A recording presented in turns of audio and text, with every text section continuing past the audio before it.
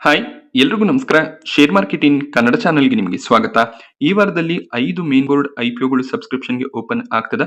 ಅದರಲ್ಲಿ already 2 ಐಪಿಒಗಳ detail ವಿಡಿಯೋನ ನಾನು ಮಾಡಿದ್ದೀನಿ. ಆ ವಿಡಿಯೋ ನೋಡಿಲ್ಲ ಅಂದ್ರೆ ಲಿಂಕ್ ನಿಮಗೆ ಡಿಸ್ಕ್ರಿಪ್ಷನ್ ಬಾಕ್ಸಲ್ಲಿ ಅವೈಲೇಬಲ್ ಇರುತ್ತೆ. ಆ ವಿಡಿಯೋನ ಕೂಡ ನೋಡ್ಬೋದಾಗುತ್ತೆ. ಮೂರನೇ company Milky mist. Milky Mist company ಬಗ್ಗೆ ಆಲ್ಮೋಸ್ಟ್ ಎಲ್ರಿಗೂ ಕೂಡ ಗೊತ್ತಿರುತ್ತೆ. ಮಿಲ್ಕ್ ಬೇಸ್ಡ್ ಪ್ರಾಡಕ್ಟ್ಸ್‌ಗಳನ್ನ ಮ್ಯಾನುಫ್ಯಾಕ್ಚರ್ ಮಾಡುವಂತ ಕಂಪನಿ ಆಗಿರ್ತಾರೆ. ಇದರ ಜೊತೆಯಲ್ಲಿ ಪ್ಯಾಕೇಜ್ಡ್ ಫುಡ್‌ಗಳನ್ನ ಕೂಡ ಕಂಪನಿ ಸೆಲ್ ಮಾಡ್ತಾರೆ.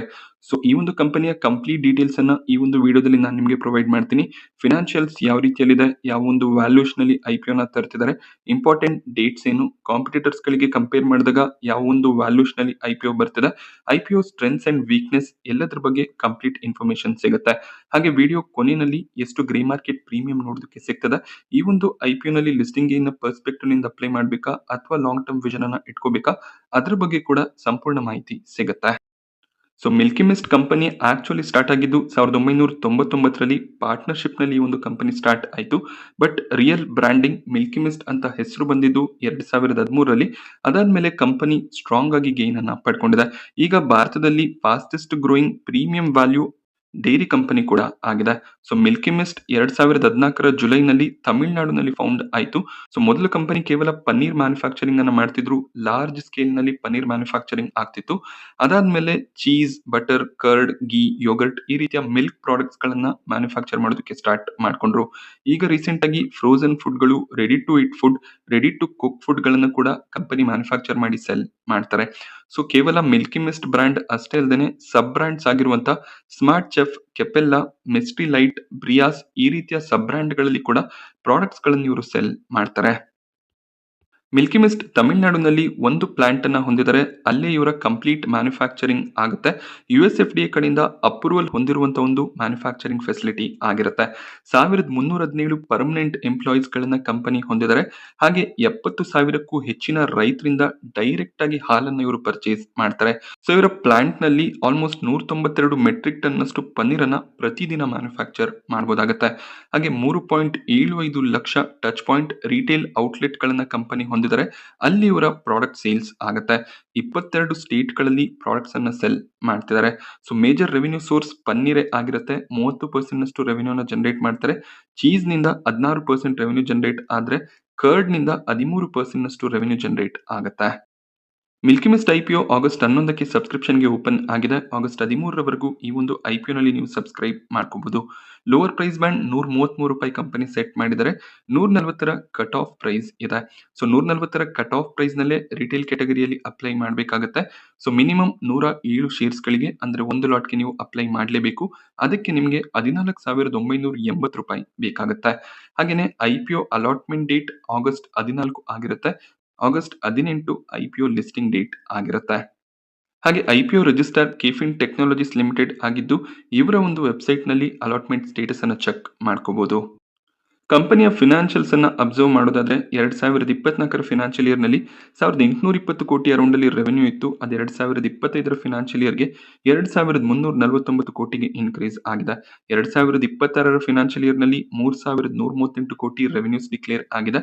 ರೆವೆನ್ಯೂಸ್ ಕನ್ಸಿಸ್ಟೆಂಟ್ ಆಗಿ ಇನ್ಕ್ರೀಸ್ ಆಗ್ತದೆ. 31% ಸಿಎಜಿಆರ್ ನೊಂದಿಗೆ ರೆವೆನ್ಯೂ ಗ್ರೋತ್ ಕಾಣಿಸ್ತದೆ.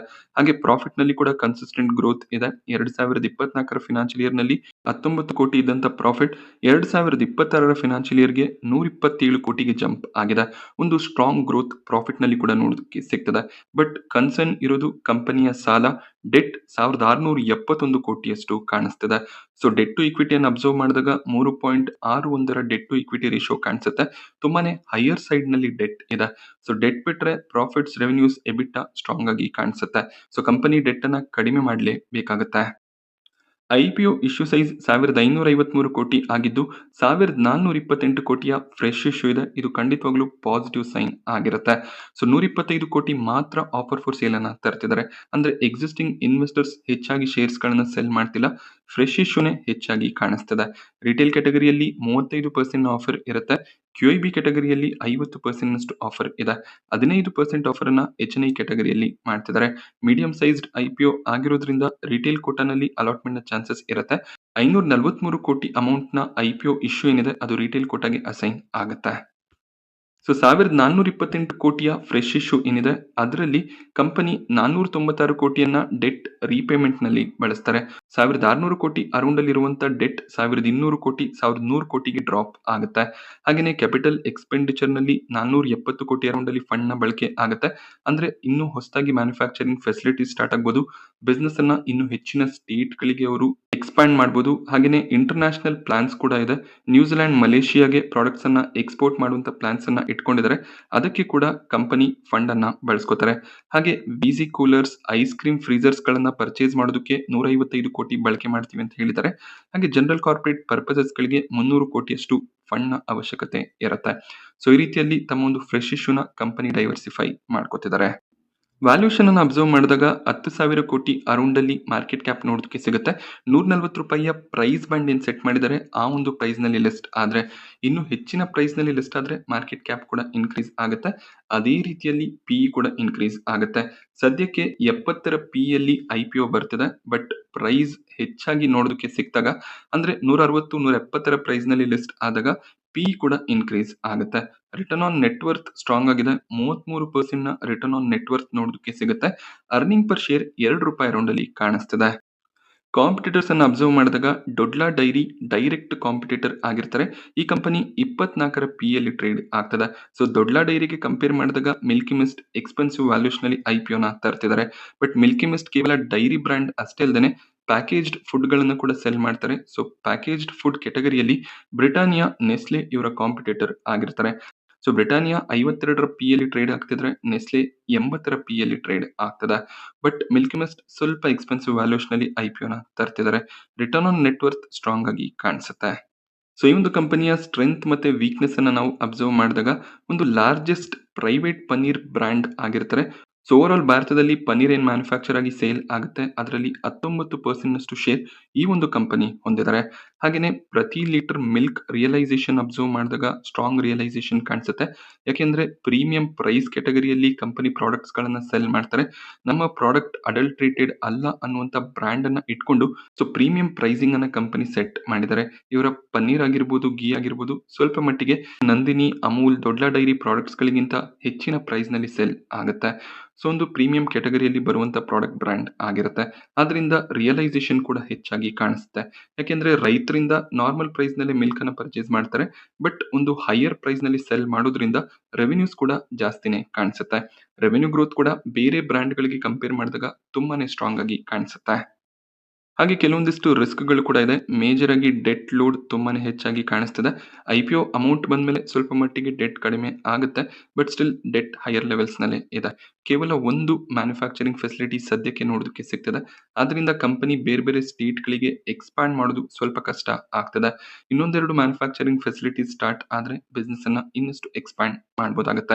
ಹಾಗೇನೇ ಜಿಯೋಗ್ರಫಿಕಲ್ ಕಾನ್ಸಂಟ್ರೇಷನ್ ರಿಸ್ಕ್ ಕೂಡ ಇದೆ. ಮೇಜರ್ ಆಗಿ ಸೌತ್ ಇಂಡಿಯಾ ಅಂದ್ರೆ ಕರ್ನಾಟಕ, ತಮಿಳುನಾಡು, ಕೇರಳ, ಆಂಧ್ರ ಇಲ್ಲಿಂದಾನೇ 70% ಅರೌಂಡ್ ಅಲ್ಲಿ ರೆವೆನ್ಯೂಸ್ ಜನರೇಟ್ ಆಗ್ತದೆ. ವೆಸ್ಟ್, ನಾರ್ತ್, ಈಸ್ಟ್ ಪಾರ್ಟ್ ನಿಂದ ಕೇವಲ 30% ರೆವೆನ್ಯೂನ ಜನರೇಟ್ ಮಾಡ್ತಿದ್ದಾರೆ. ಮೇಜರ್ ಆಗಿ ಸೌತ್ ಕಾನ್ಸಂಟ್ರೇಟೆಡ್ ಬ್ರ್ಯಾಂಡ್ ಆಗಿದೆ. ಯಾಕೆಂದ್ರೆ ನಾರ್ತ್ ನಲ್ಲಿ ಅಮೂಲ್ ಹೆಚ್ಚಿನ ಒಂದು ಕಾನ್ಸಂಟ್ರೇಷನ್ ಹೊಂದಿರೋದು ಇವ್ರಿಗೆ ಕಾಂಪಿಟೇಷನ್ ರಿಸ್ಕ್ ಅನ್ನ ಕೂಡ ಕೊಡ್ತಿದೆ.